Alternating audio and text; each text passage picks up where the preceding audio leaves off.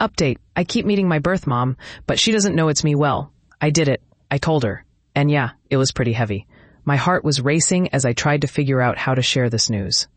Many of the comments on my last post suggested writing her a letter, just like she had done for me.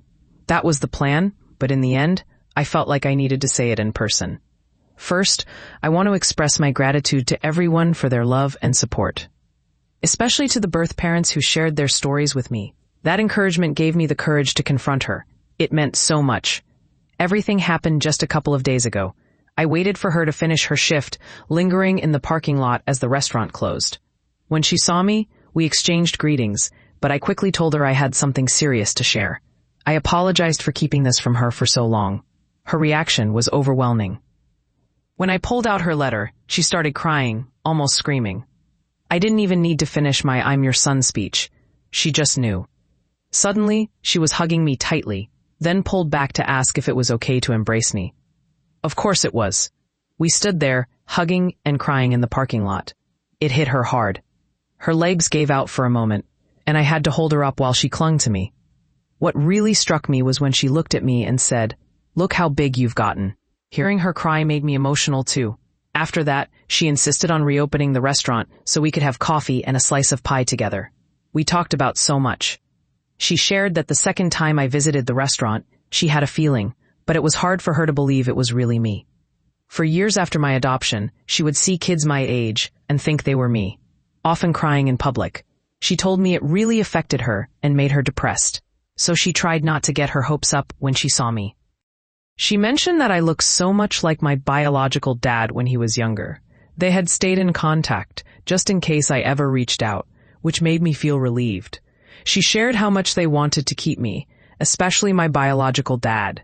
He didn't want me to be adopted, but they were just kids themselves. It took him a long time to process everything after I was born, and that's why he didn't leave anything behind. He couldn't accept that he might not see me again. We talked for hours, nearly until 2 a.m. She wanted to know everything about me, but her main concern was whether I was happy. Were my parents good to me?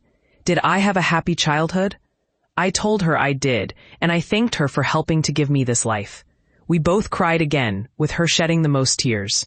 It was an emotional roller coaster for her. Sometimes she looked genuinely happy, but then sadness would wash over her. After my 18th birthday, she had hoped I would find her, which is why she stayed in the same city.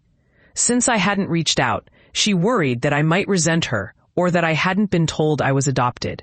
Hearing that made me feel guilty for not telling her sooner. But she reassured me it wasn't my fault and that I did the right thing by going at my own pace. Honestly, she's so sweet.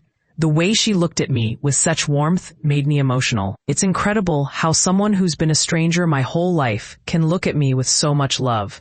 We learned so much about each other, and she asked if we could have dinner soon to continue our conversation. She even invited me to her home to meet her husband in the future, which sounded wonderful. We exchanged numbers, and after I left, she texted me, thanking me for giving her this gift she thought she might never receive. When my girlfriend came over, she hugged me while I cried. These weren't sad tears, they were happy tears.